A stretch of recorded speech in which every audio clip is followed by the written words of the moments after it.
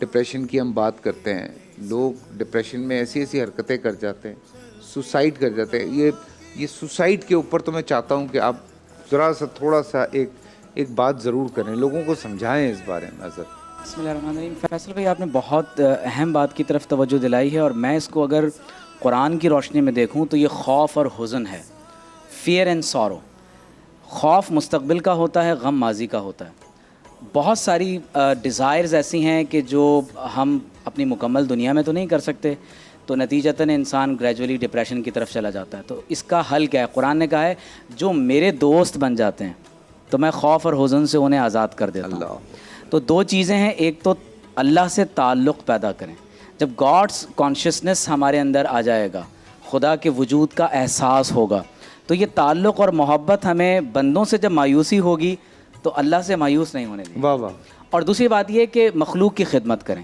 یہ مخلوق کی خدمت ایک ایسی چیز ہے جو انسان کو انر ہیپینس میں بالکل اتنا رچ کر دیتی ہے کہ پھر آپ لوگوں کی، مخلوقات کی خدمت کرتے کرتے بالآخر اللہ تعالیٰ آپ کو ایک اندرونی سکون اور خوشی عطا فرما دیتا ہے. اور میں یہ ریکمینڈ کروں گا کہ انٹراسپیکشن جسے کہا جاتا ہے، کہ اپنے انٹرنل ڈیٹا کو ایگزامن کریں.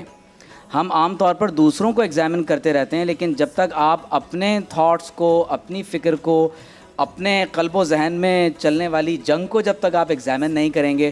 اور سوسائڈ کی آپ نے بات کی، اللہ تعالیٰ کا قرآن مجید میں ایک فرمان ہے. اللہ تعالیٰ نے فرمایا کہ قل یا عبادی الذین اسرفوا علی انفسہم. یا رسول اللہ صلی اللہ علیہ وسلم آپ کہہ دیجئے کہ اے میرے بندوں جو اپنی جانوں پر ظلم کر کر کے مایوس ہو گئے، تم سب سے مایوس ہو چکے ہو، لا تقنطوا من رحمت اللہ، اللہ کی رحمت سے مایوس مت ہونا.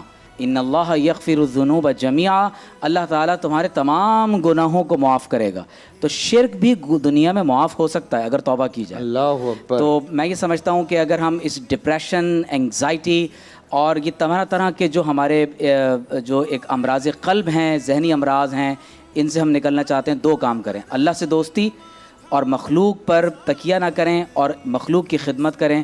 تو انشاءاللہ یہ دوستی ہمیں اس ڈپریشن سے نکالے گی. اور اپنی جان کو نقصان پہنچانے کے بجائے، یہ جان اللہ کی امانت ہے، یہ آنکھیں، یہ کان، یہ زبان، یہ سب چیزیں اللہ کی امانت ہیں، اور اس امانت کو ایز اٹ از اللہ کے پاس ہمیں واپس پیش کرنا ہے.